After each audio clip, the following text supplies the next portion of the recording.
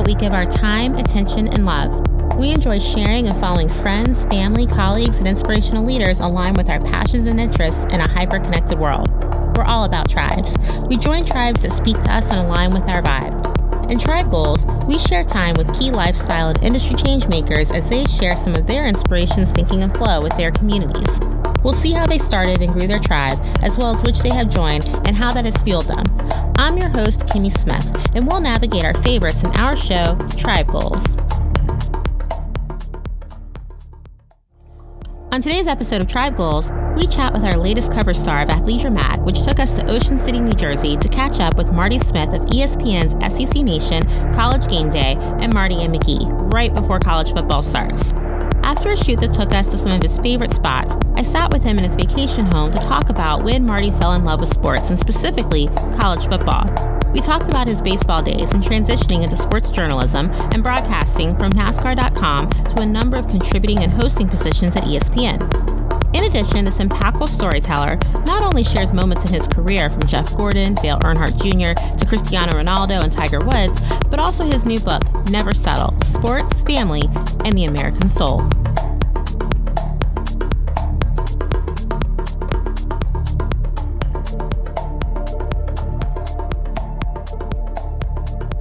So what was the moment that you knew you fell in love with sports?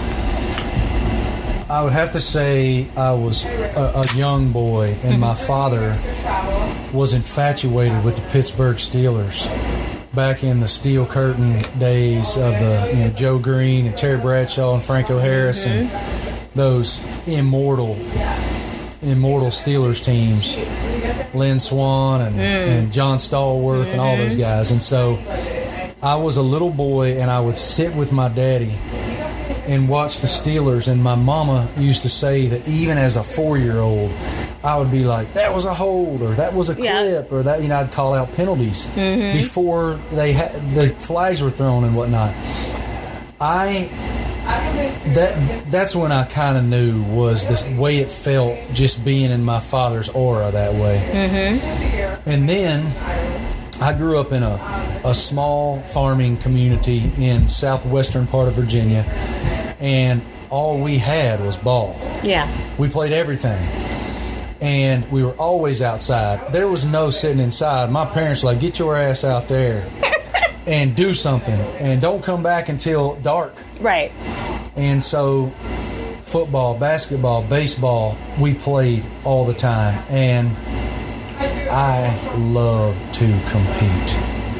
I can see that. To this very second, I love to compete.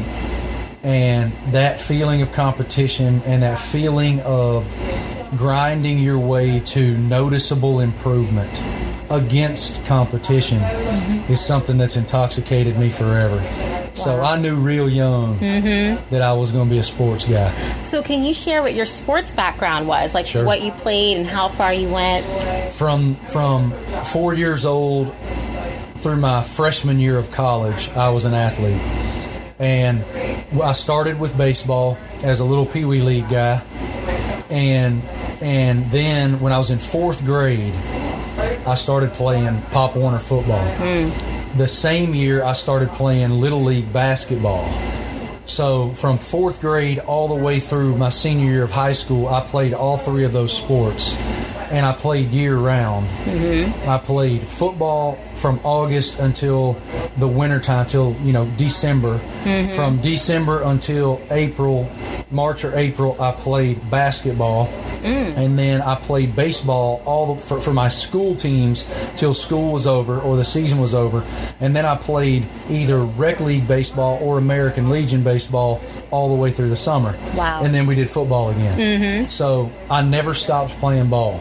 Wow. And I grew up in a small community, so my buddies that were my teammates, I went to school with them. They're still my boys today. I mean, my best childhood friend since I was 4 years old, basically, is the Tampa Bay Rays athletic trainer. Oh, How weird is that? Wow, we grew up in this tiny little town of very few people. Everybody were farmers or a blue-collar community, and he and I both made our way out to pro sports. Pretty crazy. Wow. So what was that moment when you realized that either A, did you attempt to pursue anything professionally in the sports you were playing? I wasn't good enough. So when I got to college, I went to a small college in East Tennessee first. It was a Division II school athletically called Carson Newman. Mm-hmm. And they had a really good baseball program. So I went there to play baseball.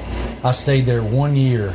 And then I transferred over to Radford University, from which I graduated, and thought that I would easily make the baseball team. Right. No question in my mind. I had no doubt. So I went and they had a kind of a walk-on tryout. They asked me to participate in that. I went and did that. Hit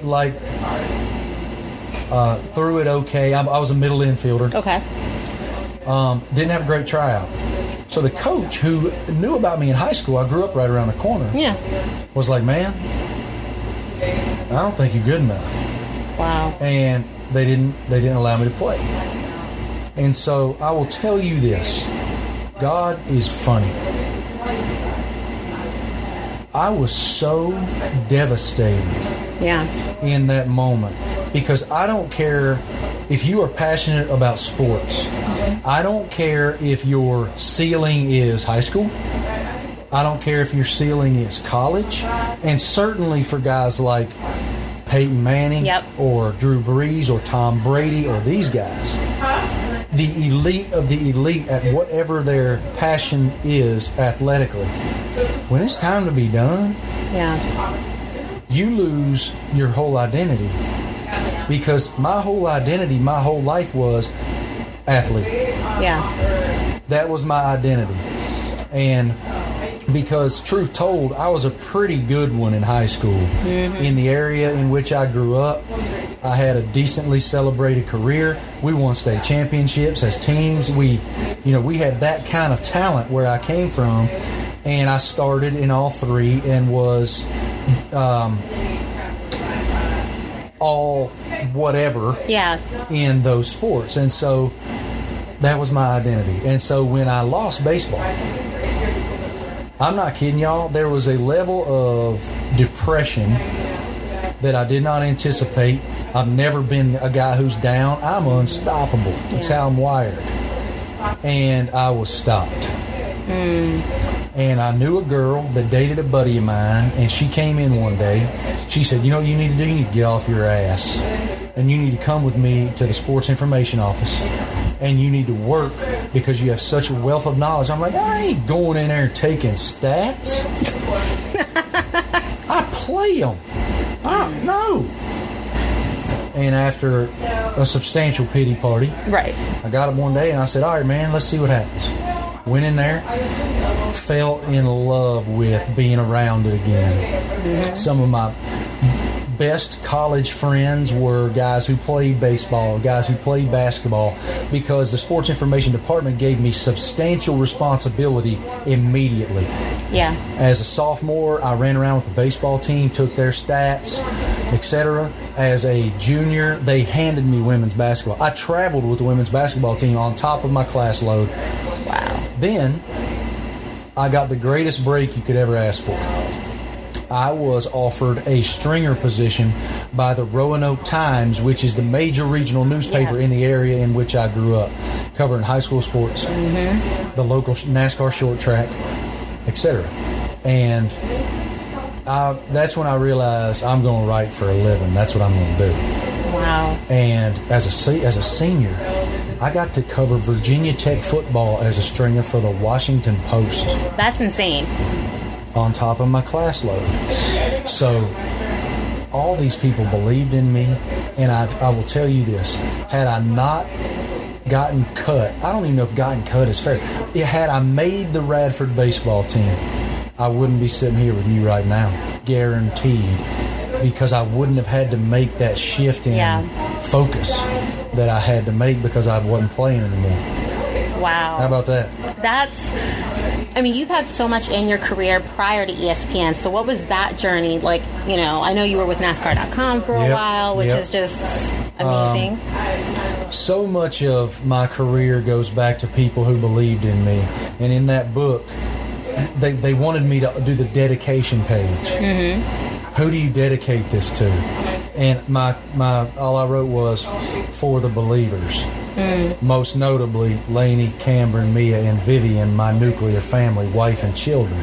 But so many people have believed in me, from coaches to mentors to all the way down to people who work at ESPN who don't have to take the time to offer you guys this opportunity, to pitch you this opportunity, but they believe enough in me that they're doing that. And when that believer, a guy named Ray Cox, who writes for the Roanoke Times even still, he covered me in high school. So when I wasn't playing anymore, he was like, what? Yeah. So he was like, I saw him at a Bradford basketball game. He's like, I think you need to be writing for me. You have this factor that you're so relatable to people, and that you connect to people in a way that you need to be writing. So I went and started covering high school sports. Like I said, that led to the local short track called New River Valley Speedway at the time. And I was a NASCAR guy as a kid because my daddy liked it. But my favorite driver was Davey Allison. Davey died in a helicopter crash. I stopped loving the sport in that moment. My passion was it was like lighting a bottle rocket. Yeah. When I went back to that short track. And I went and I told her, I know what I'm going to do. I know what my path is. NASCAR's my way. That's the fastest way to get to pro sports. I covered it for the Lynchburg News and Advance. I had a job that may not even exist anymore. I made $12,800 in my first job out of Radford. I bought her engagement ring with it. You talk about broke as joke, dude. And I started chasing race cars, and I'll never forget sitting in the Richmond International Raceway garage, sitting on the pit wall watching these cars go by. Wow, Dale Earnhardt. Wow, Rusty Wallace. Wow, Jeff Gordon. I'm like, holy smokes, that's really them. Yeah. I'm on this side of the track. I'm inside the track. And I can walk out there and talk to them if they'll give me the time of day. Couldn't believe it. Worked there for 1 year. During that time, I wrote a story on a guy named Paul Brooks who was from that town. His mother called me and said I needed to do the story. I thought it was Jim Bob Jordan, the street stock driver down the street. Paul had been elevated to the vice president of NASCAR. Called Paul. We hit it off. He liked the story. He sent me some desk furniture. 50th anniversary of NASCAR, like a business card holder. Wow. Thing you put the pins in, you know. In the very bottom of the box was his stationery. His email was on it. I emailed him, get me the hell out of here. I'll clean toilets in Daytona Beach, Florida if you'll get me out of here. I got big aspirations, got big dreams. You can help me get there. They didn't have any job. A few months later, a guy quit NASCAR.com. He called me, come to Charlotte and interview. If you're good enough, you'll get the job. I got the job.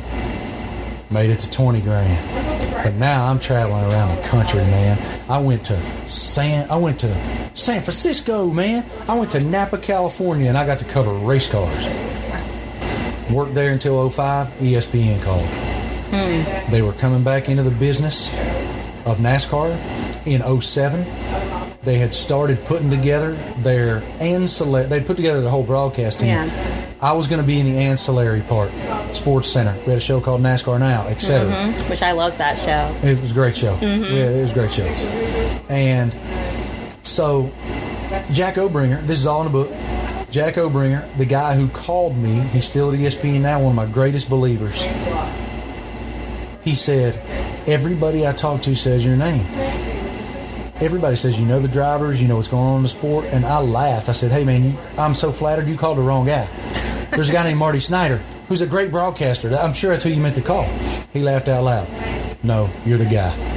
This isn't a job offer. Think about it. I go home and I tell Laney, I'm like, you ain't going to believe this. I think ESPN wants me to come work there. I'm a guy that would rather crash and burn and fail knowing I can't than wonder 20 years from now sitting on that porch if I could have. Yep. So I took the job.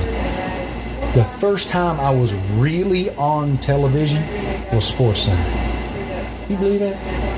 There are local reporters who are so talented. They work their asses off. They set up their own camera shots and dreaming of that chance. Yep. And I was afforded that chance immediately. And that's never lost on me. I'm so appreciative. And from there, the company let me grow. They let me make mistakes. They let me look like I needed a lot of work. And my story is just really unorthodox because I was sports-centric for 7 years. Yeah. Really, 8. If you could, 07 to 14, those 8 NASCAR seasons, I got to grow and learn my voice. Mm-hmm. And ESPN afforded me that voice, and nobody once has ever asked me to change it. They've never asked me to try to lose this accent because I've always maintained you can be Southern and articulate at the same time. And it worked because I was covering NASCAR. Right. And then we lost NASCAR. So you're like, okay, what now? Yeah. Do I pursue another network maybe? Do I bet on myself again? And I went home and told her, you know what? I think I need to bet on myself again. I'm ready to see what's out there. So I signed my 3rd ESPN contract, which was 15 to 18, and bet on myself. Mm-hmm. And my career has been beyond every fantastic dream I ever could have had. I mean, you've covered so many different sports for the network. Yep.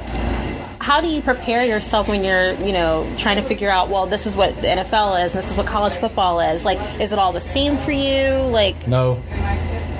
I'm voracious about study. I'm voracious about preparation and reading and listening, and I am things that intrigue me. I put them all in a document, and then I take that document and pare it down. And then I study that document. Like, let's say, pick an athlete, whether it's Tiger Woods. Mm-hmm. Let's just take Tiger Woods because he's Tiger. When I got the opportunity to interview Tiger, I studied so hard and I watched so much, and I probably had a 40-question list. I pared that down to 15.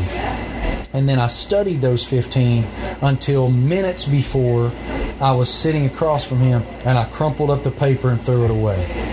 Because I want to have a conversation with you. The best interviewers listen. Mm-hmm. Because the best questions are more often than not, why? How? When? How did that come to be? What was your passion? Mm-hmm. And that was most certainly the case with him. Like, can I tell you how I got there? Yeah. 2012, I think it was. I interviewed Jeff Gordon for the NASCAR Countdown pre-race program. And I had this specific angle. I had this thing I wanted out of Jeff. And I kept interrupting him during the interview to try to keep him on task. Mm-hmm. And it worked for what I was sort of after. But after the race before which it ran, which was New Hampshire, after that race, like, I was so proud of myself. I'd gotten this interview with Jeff Gordon, man, 4-time champion, 80-plus wins. Mm-hmm.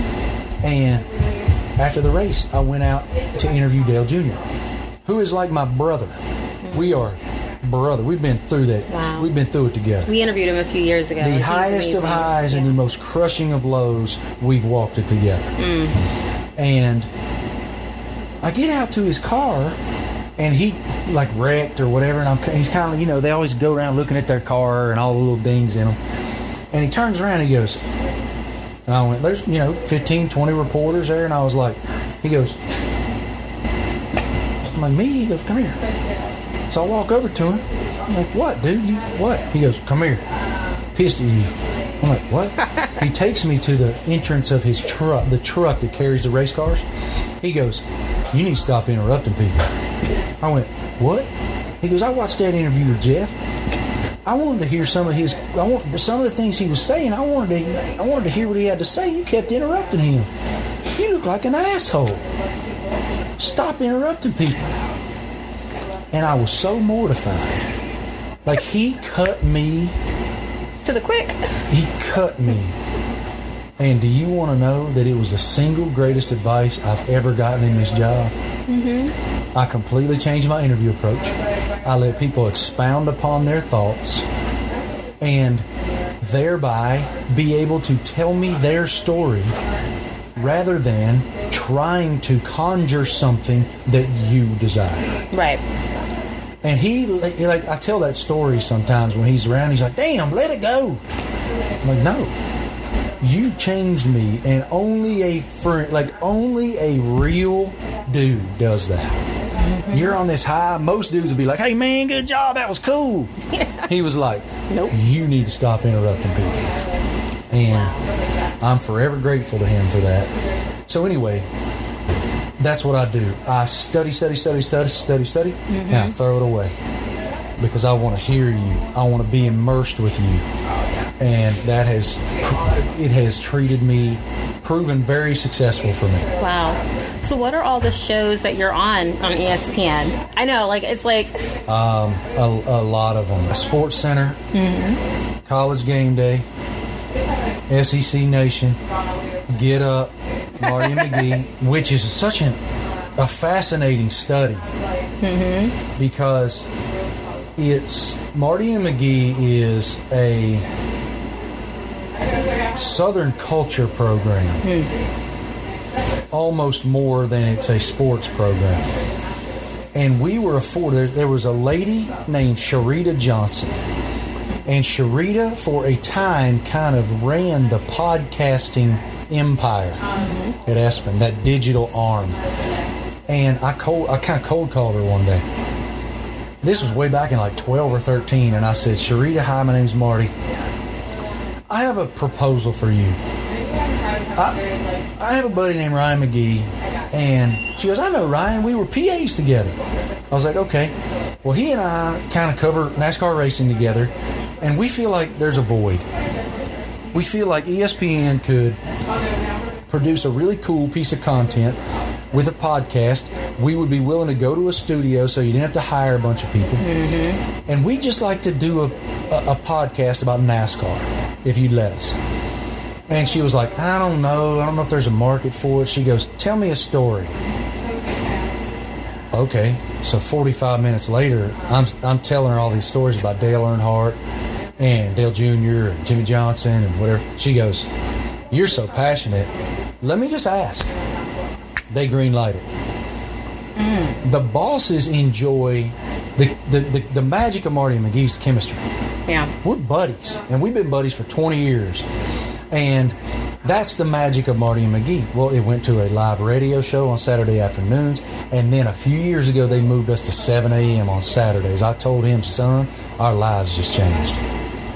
Yeah. Because this is when everybody's going to get to donuts. Exactly. This is when they're taking Junior to baseball. It's huge. It changed everything. Wow. Then, last year, they decide these coaches in the Southeastern Conference, we just kind of bore them. We need something to engage them in a different way. We want you two to make it happen. Okay. What should your set look like? I'm like, I don't know, a card table, an American flag, and an eagle soaring by? I don't know. They built us. Have you seen our set? Yeah. The coaches come in. They're immediately disarmed. We're laughing out loud with them. We're getting Nick Saban talking about his dad, Nick Sr., had tears in his eyes. So they give us a weekly show on SEC Network, which this fall moves to Wednesdays so as to ensure that it's not preempted by soccer or a live program. Yeah.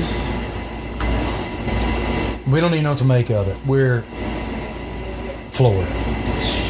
What's it like for you to juggle all of these shows with just the current schedule before even putting in your book and everything else that's going on? It's a lot, and I'm afforded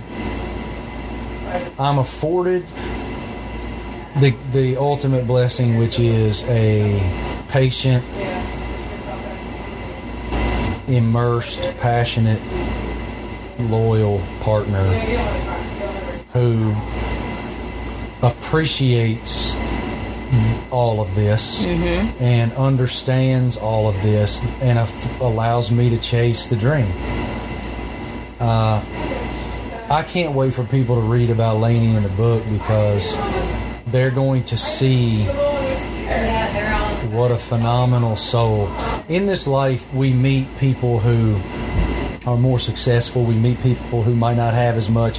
We meet people who are more beautiful. We meet people who are just the most blue-collar, down-home. We meet people who grow up in the city. All of that, all walks of life. Very rarely do you meet innate grace. Yeah. Laney has it. She has innate grace. And there is no way in hell that I could have this career, this life, have met these people that I've been so fortunate to meet, if she didn't have that personality. Wow. I thank her every day. So specifically during the college football season, what is your week like for that? We work every day. We work every day. And so basically from tomorrow until mid-January, we are gas on the throttle doing college football. And even on days off, you're prepping. Yeah. On days off, you are reading, you're calling around, you're texting around, you're talking to coaches, you're talking to sports information people, in some rare cases players, to make sure that you are, if not even ahead of the game, you're at least in the game. Yeah. And so you go hard as hell, man. And I love every second of it. Well, who are you looking forward to interviewing this season from the college football side? Like, what's on your, all right, these are my 3 things I'm really pumped about? I feel so, I'm blessed beyond what I deserve. We have a host and reporter who is among the most talented television professionals I've ever seen. Her name's Laura Rutledge. Laura makes all this look real easy. It's not. And she makes it look so simple. And she is going to have her first child this fall. And as a result of that, she'll go on maternity leave and miss a portion of the season.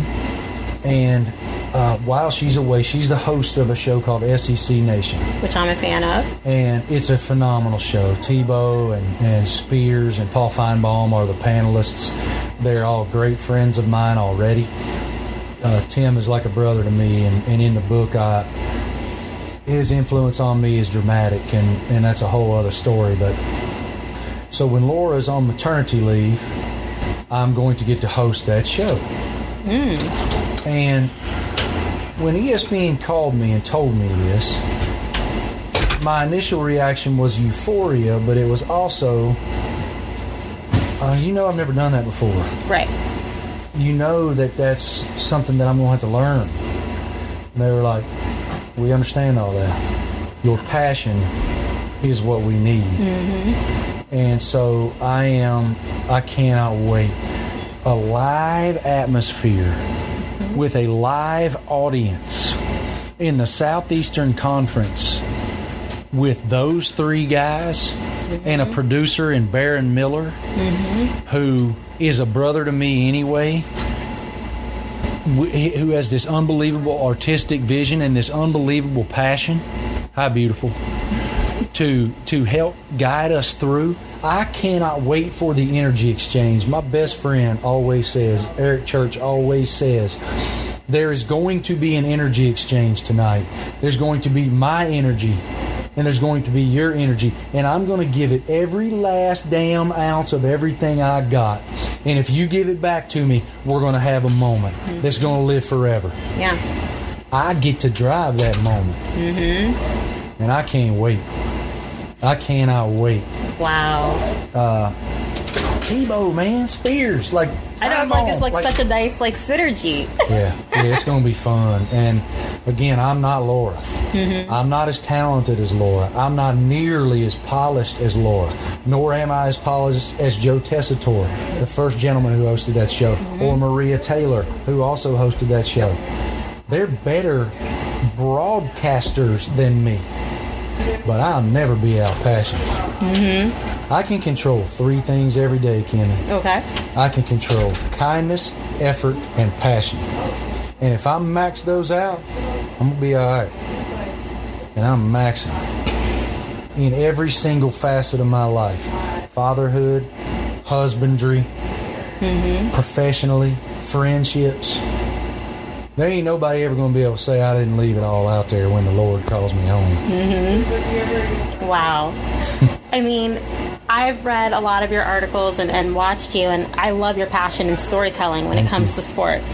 And being someone who grew up in Indiana, being a Hoosier, going to Indiana University, and Bobby Knight's last year was while I was still in college, which was like a phenomenal situation. And in Indiana, you have this concept of life is sports and sports is life. And when college basketball happens, there's just such a feeling that comes through, and I equate so much to it just in every part of my life. And so why does college football have that feeling for you, that you're so passionate about it? I was discussing this morning. There's a country artist named Justin Moore, and I've known Justin his entire career now. This is his 5th album he's putting out this week, and he's only 35. He's having a tremendous career. And he grew up in a little town called Poyen, P-O-Y-E, in Poyen, Arkansas. And the Arkansas Razorbacks are their pro team. I grew up 20 miles west of Virginia Tech's campus on a cattle farm.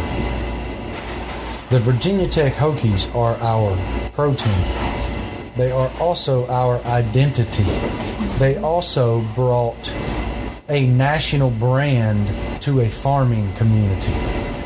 Because of Frank Beamer's Virginia Tech Hokies, Blacksburg is known in Seattle, it's known in Spokane, it's known in California, it's known in Clearwater, Florida, it's known in Bangor, Maine.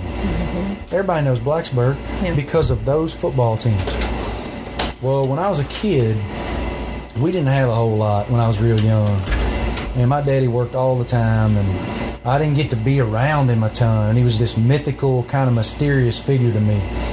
But there were some Saturday mornings when he'd come wake me up and say, "Boy, get dressed, we're going over the mountain."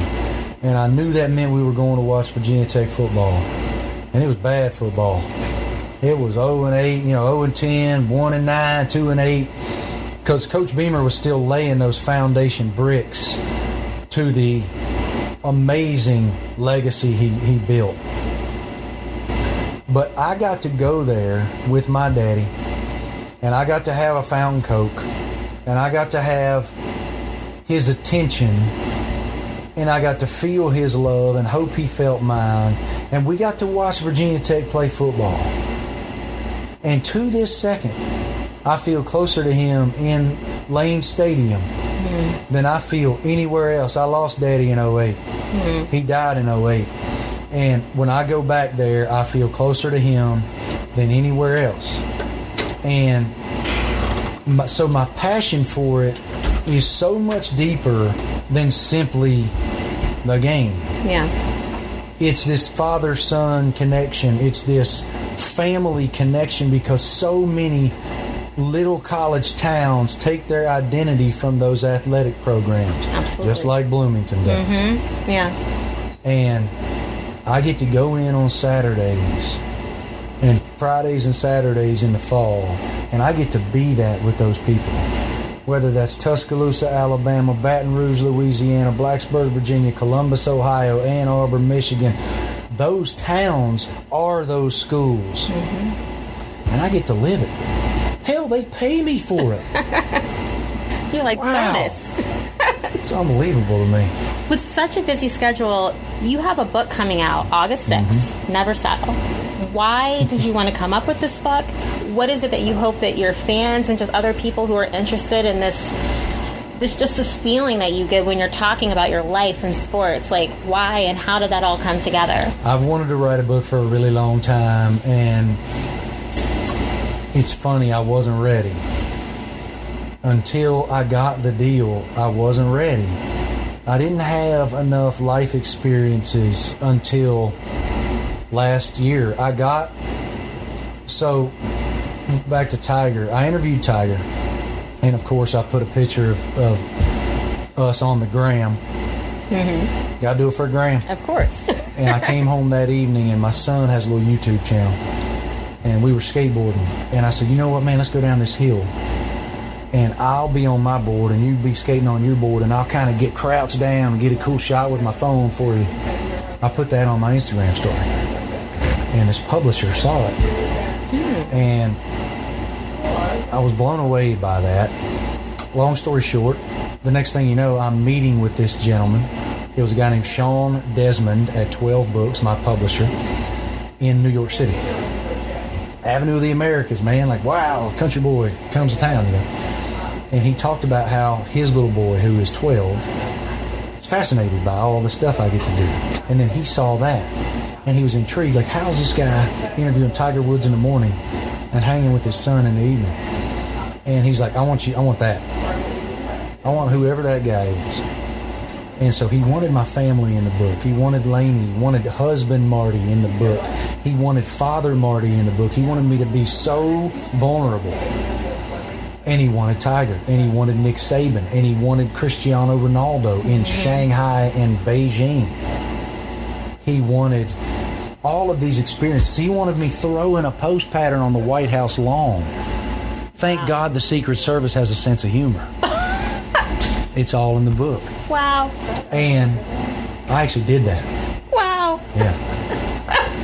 We're stupid, man. I'm like, wow. So he wanted all of that. And he pushed me. Throughout the writing process, he pushed me. Show me, don't tell me. You're telling me a good story. Show me a good story. And I loved that advice because it demanded of me to take another layer of veneer off. Yeah. And I have so many friends who are artists, musical artists, and they've told me throughout time that anything worth its salt is vulnerable. But with that vulnerability comes a very unique emotion. Because you're putting this layer of yourself out in this energy out into the world, and you have to be okay with whatever comes back, good or bad, because you've given this. And holy crap, it's giving me anxiety. She's like, why? And that was always my response to my friends. You know it's good. Why? Because you're like putting this part of yourself out there. And above all, I know it's relatable and I know it's vulnerable. And so I think it'll sing. I think a lot of people will go, wow, I see myself in that. I discuss things like the primal sorrow of losing my mom when I was barely an adult. She had breast cancer. She died at 47 years old. My sister turns 47 in February. So Stacy, my sister's name is Stacy. We've been kind of going back and forth about what that's like, because when you're 21, you don't realize how young 47 is. And then when you're 43, you think, she hadn't even gotten started yet. And I'd give anything to be able to, she would be tickled. She would be the coolest grandmother to these little people that we have running around. My son has Tourette, and so there's a lot that comes with Tourette and his tics and how people react to that. He's used to people staring at him. He's only recently, middle school's hard, and he's only recently gotten to a place where other kids just sometimes aren't nice. And my mother back to that innate grace, I've never met anybody who was more godly than my mom. My mom raised a lot of kids, and I only have one sibling, and she raised a lot of kids. I have a lot of buddies that she was their mama too. And so anyway, I wish she was here to see all this and be that for my kids. And anyway, there's like, I go all the way into that primal sorrow, and I write it in that way that's really, really raw. So it's a hell of a thing, and I hope people feel themselves in it. There's a football coach that's I've become very close with, named Barry Odom. He's head coach at Missouri Tigers, and he wrote me the nicest text the other day. The 4th chapter of the book is about one of the most impactful people of my life, and it was a Special Olympics athlete that I chronicled back in 2015. Her name's Olivia Quigley, and it's all in there why she was so important to me. But Barry read that chapter. I sent him an advance copy. He's like, dude, I knew you were pretty cool on TV. This is you need to do this. Wow. This is changing lives. So that was very kind of him to say. How long did it take for you to put the book together? Like, what was that process like? I started almost immediately when I met with 12 last May, and my deadline was January 15th. Wow. And I was very naive about the time element. Really naive. I wrote a lot of it in Ocean City Coffee. I would get up before dawn when we were here last summer, rode my bike down there, rode until about 9:30 every morning, then came back and was dad. And then I thought, I won't have to worry about being a present father or husband on airplanes and in hotel rooms. But when you have covered a college football weekend, the last thing you want to do is go to your hotel room and write. Right. You just want a cold one and to laugh with your buddies a little bit, eat a meal, and get on the pillow. Exactly. But I somehow managed to do it. That last week, I still had quite a bit to write. And so what I did was I came home from the national championship in Santa Clara, California, immediately packed a bag, flew to New York, and spent about 5 days holed up in the publisher's office, pounding on those keys. But I mean, I'm not kidding you. 5:30 on January 15th was when I needed to have that thing in, and it was 5:30 on January 15th when I said, I don't know if this is done. I hope it's here. It's yours. And wow. Yeah. I'm going to want lines back. I know it. That's amazing, though. Wow. And how did that make you feel that Eric Church wrote the foreword? I mean, that's like your best friend. And my best friend, I was here. So he called me about something else, which we won't get into. Okay. He needed my opinion and my perspective on something. And we probably talked about that for 90 minutes. Which you get Eric Church on the phone for 90 seconds, it's a miracle. We were on the phone for 90 minutes. And so I said, hey, man, before you go, I got something else I want to talk to you about. I hate to bother you with it. I know you're busy. I said, but I'm writing my first book. And he goes, it's about fucking time. Truth told, he thinks I'm wasting my time doing anything but writing. He's always been such a big fan of how I write and paint, the way I kind of paint pictures and words. And he's a writer. It's what he does. So we have that mutual energy exchange and kinship. And I said, I'd really be honored. I don't think this would be complete the way I need it to be complete if you don't write my foreword. He goes, it'd be the joy, pleasure of my life. Wow. It'd be the joy of my life that you would pick me to do that. And I will tell you, it showed up near deadline because it's Eric. I hate, because I was kind of badgering him. Hey, bro, I kind of got to have this thing in. He goes, okay. When does it need to be in? Does it be in like 2 hours from now? Yeah. No. So I'm sitting at our island in Charlotte, and he texted me, hey, I sent it, I emailed it. And 2 other people had read it before he sent it. The 2 most trusted confidants in his life, his wife Catherine and his manager John Peets. And so I'm sitting at the island. I get my computer. Laney's sitting right here. And I'm sitting there reading it like this. And I can feel myself. Mm-hmm. She's capturing it on her phone. She took video of it. And I will tell you guys, it's the single. Hey, Bubba. It's my son Cameron, guys. Hi. 13. It made me belly laugh and ugly cry. And it's the single kindest thing I've ever read. For about, in terms of like your impact on somebody, because he's a real hard ass, or he plays one for a living. Like, he doesn't suffer fools. He takes no crap. He's taught me so much, because he taught me that my passion is okay. He taught me that my way is okay.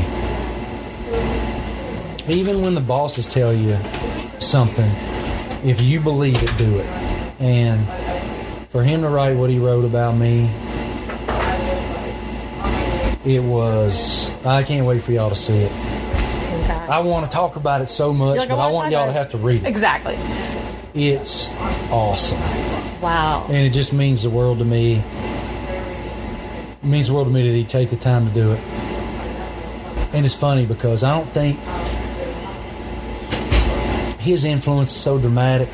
Like Greg Sankey, he's the commissioner of the Southeastern Conference, and I gave Greg the very first copy, first one I'd ever held in my hands. Wow.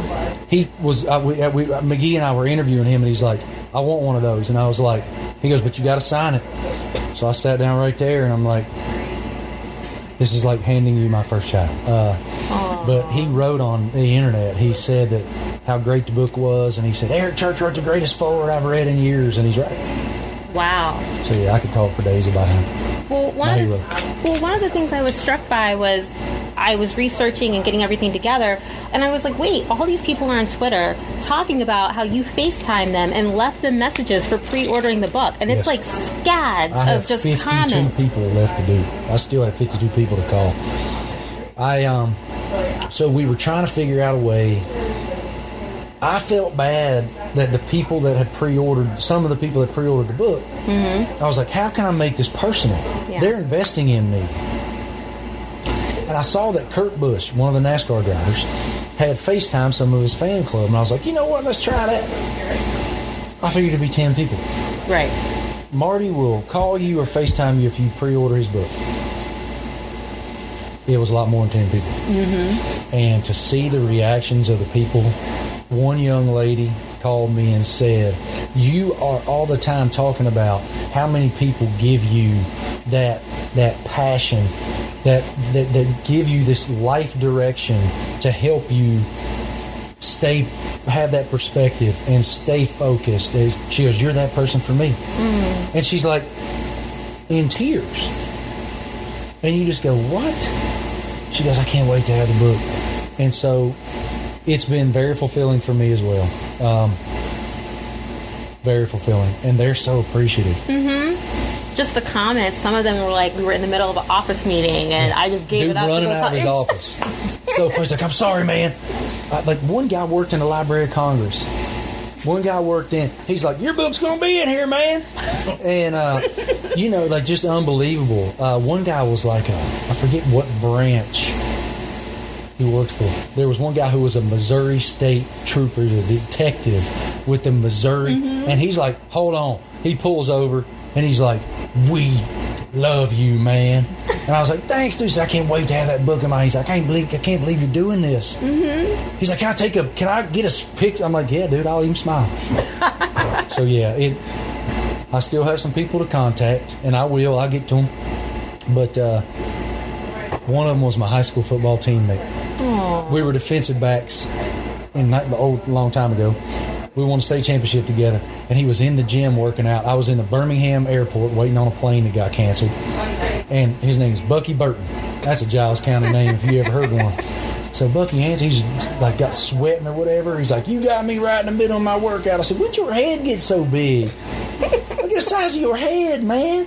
He's like, yeah, it did get big, didn't it? Anyway, all my buddies back home think I lost my accent. Believe that's how thick.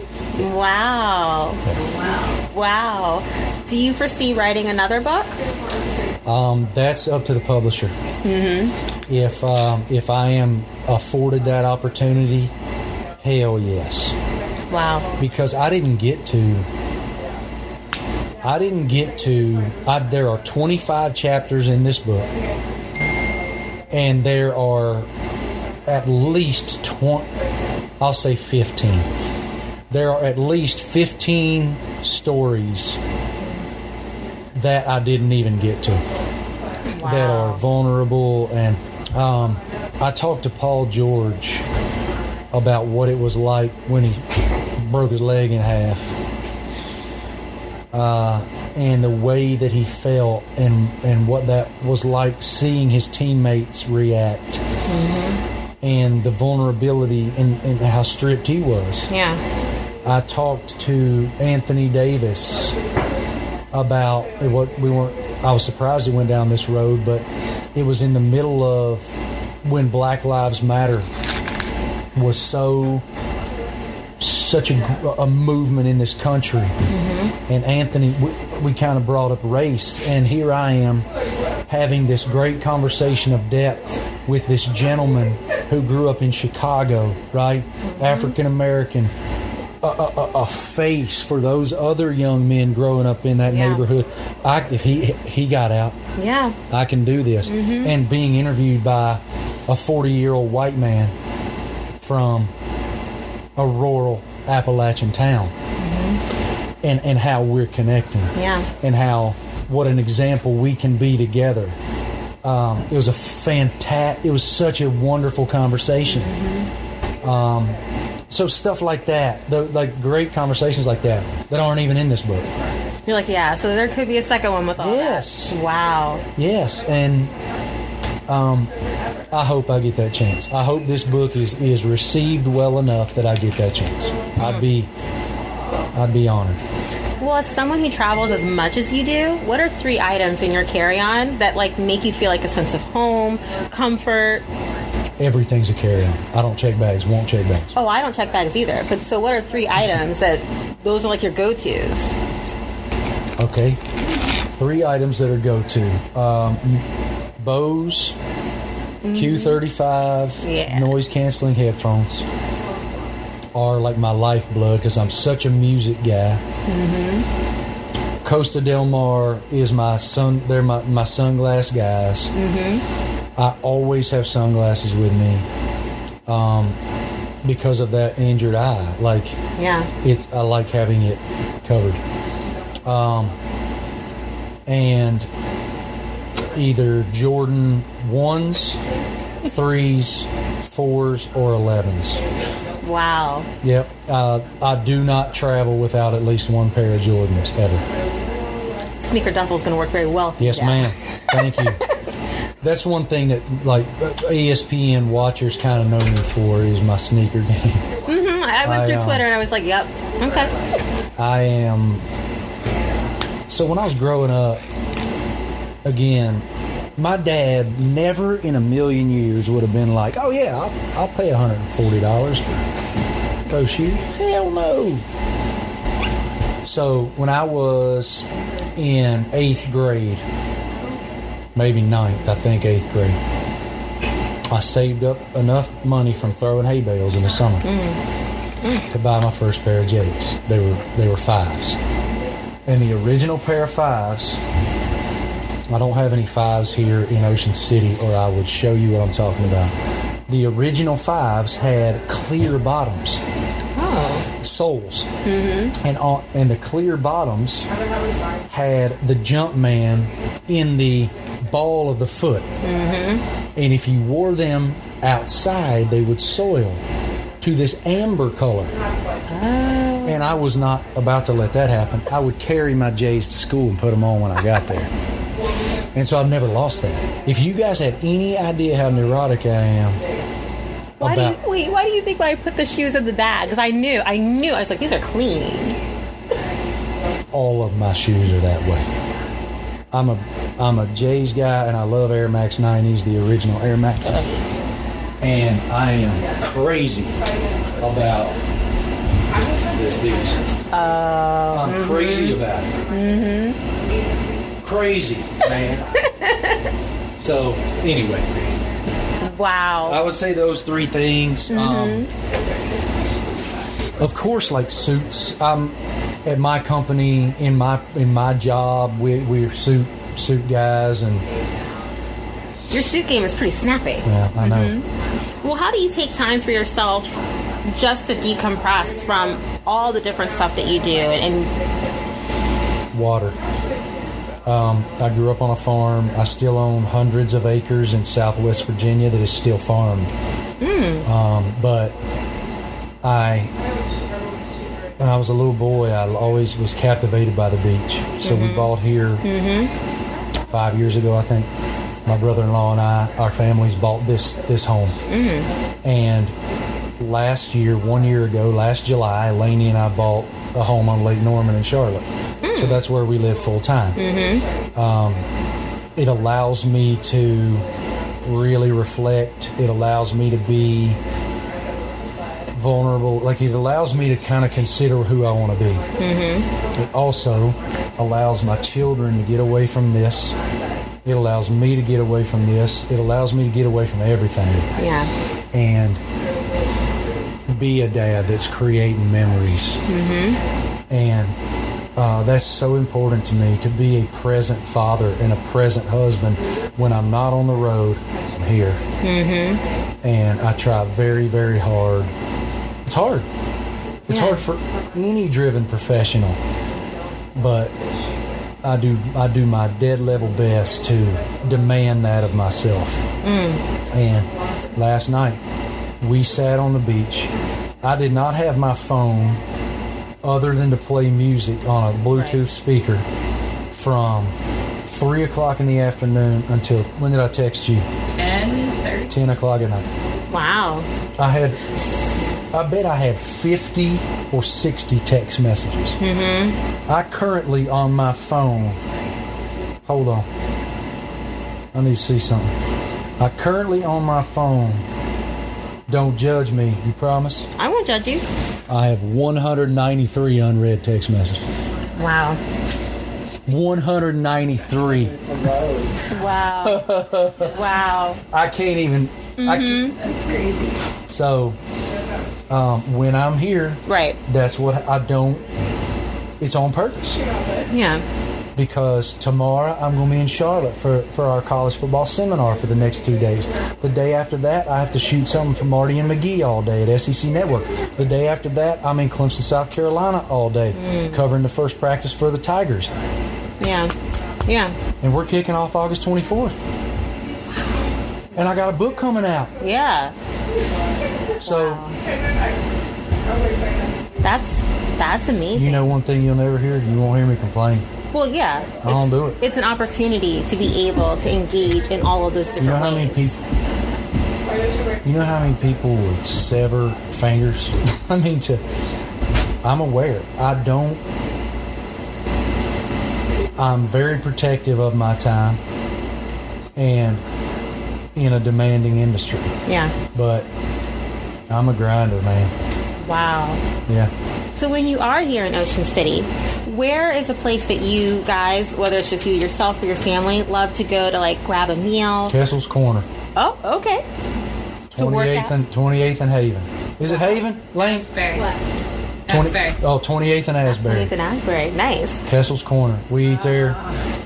Kessel's Corner's our spot. And their Express is right around the corner here too. They both have grilled buffalo wraps. A grilled chicken buffalo. I am a buffalo sauce freak show. I love it. I not only get the grilled buffalo wrap, I get extra buffalo on the side because I dunk it in there. Like, buffalo sauce is my deal, man. And where do you work out when you're here? Local gym. Nice. But I'm also crazy about I'm a kind of do it like endurance athlete, endurance sports all the time. Yep. I was supposed to run the New York City Triathlon, but they canceled it. The mayor, with that heat index a couple weeks ago, thank goodness he did. It was like 111 or 112 heat index. 115. 115. Yeah.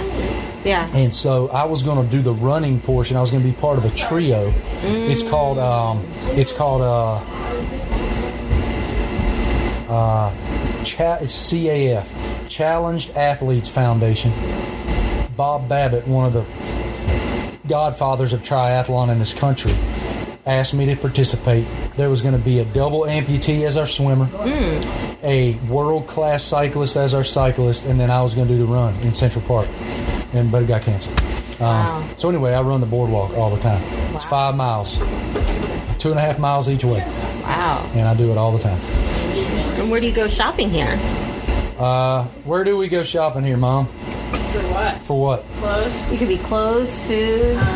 We don't do any clothes. Laney gets on the internet. I love this answer because most people say this. Look over there in the corner. She bought all our school supplies from Target, and there's like 10 boxes sitting over there. Sometimes they send a binder and it's like a huge box. we buy at Surfer Supply. Oh, we do. That's right. 7th Street Surf Shop, Heritage Surf Shop. We love all those. Yeah, Heritage Surf Shop is a big one. Surfer Supply is a big one. 7th Street Surf Shop. I love surf T-shirts and all that stuff. I go in there and look around forever because I just think the stuff's so cool. And like big brim hats. You know those big brim hats? Because I'm super pale. I wear those on the beach. We're all about tribe goals. People that inspire you, whether it's in your career or just people that you know. Who are 3 people that's for you? Like those are those people that really do the inspiration for you. Oh, man. Well, that's one I will say, not to go back to the book and be overwhelming about that, but it's one reason I wanted to write it. I want to be able to champion those people. And I will say, definitely my parents, if I can say both of them as one answer. Absolutely. My parents, I'm so fortunate. I'm that guy who's angel on one shoulder, devil on the other. Because my mama was an angel and my daddy battled demons. And I got both of them. I got both of them inside me. I am so fortunate that I had them. They were present for every game I ever played. They were very demanding. I was one of those guys who, if I wasn't on the honor roll, I didn't play kind of deal. I'm so thankful for that. I got spanked if I did wrong. I got whooped. I mean, there wasn't no timeouts. Yep. And so I'm thankful for that. I grew up the same way. I'm thankful for that. Yeah. So definitely my parents. Everything I said about Eric applies right here. I assumed it. It's because he showed me through our friendship and through his approach to be absolutely unmitigated in who you are. And it's okay to be passionate about it. And it's okay to reach through that camera lens. And like when I was covering NASCAR, I knew working at ESPN and on a Saturday morning SportsCenter in the fall when people are ready to watch college football, I was going to, you may not be interested in NASCAR, but damn it, you're going to listen to me. I'm going to hit, for that 2 minutes, you're going to be in with me. Yeah. Because of how much I love it. And he really helped me realize that's okay. So I would definitely say him. And, I mean, my wife. I assume that was in there too. Yeah,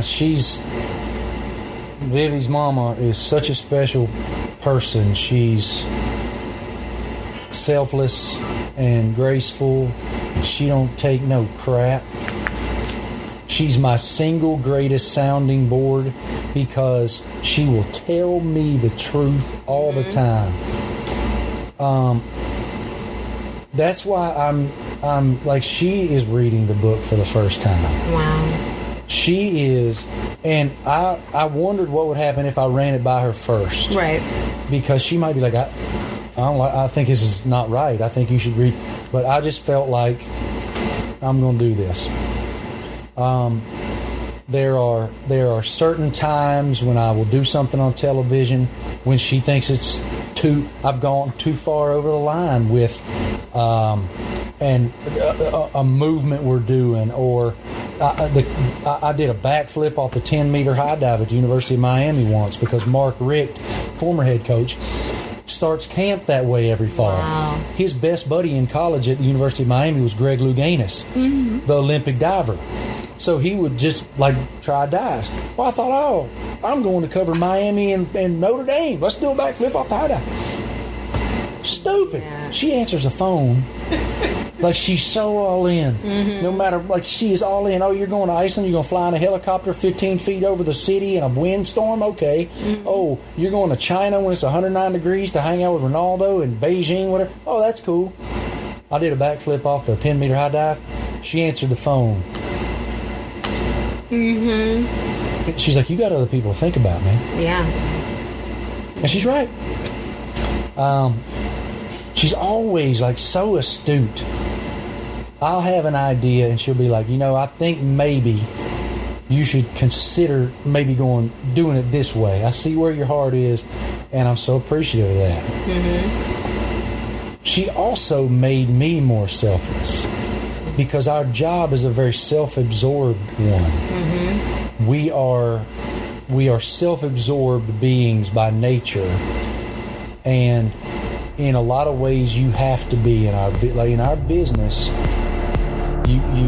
It's important that you're self-confident, but I want to be self-confident and thereby humble versus insecure and thereby cocky. Yeah. I think those two things walk hand in hand, and she's really helped me learn that.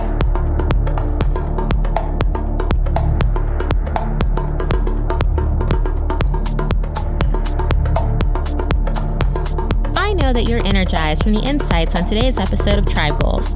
Tribe Goals is a member of the multimedia podcast network Athleisure Studio, part of Athleisure Media and Athleisure Mag. Make sure to follow us and to leave a review on your favorite podcast platform, including Apple Podcasts, Spotify, Google Play, SoundCloud, Himalaya, and Stitcher Premium. Visit us at athleisurestudio.com/Tribe Goals and follow us on Instagram at tribe.goals to see new episodes of Tribe Goals, as well as to see what other shows we have launched throughout our network. Tribe Goals is hosted by me, Kimmy Smith, and is executive produced by Paul Farkas and myself. Our theme music, Rough and Deep, is performed by Juggling. I'll be back with our next Tribe Goals guest.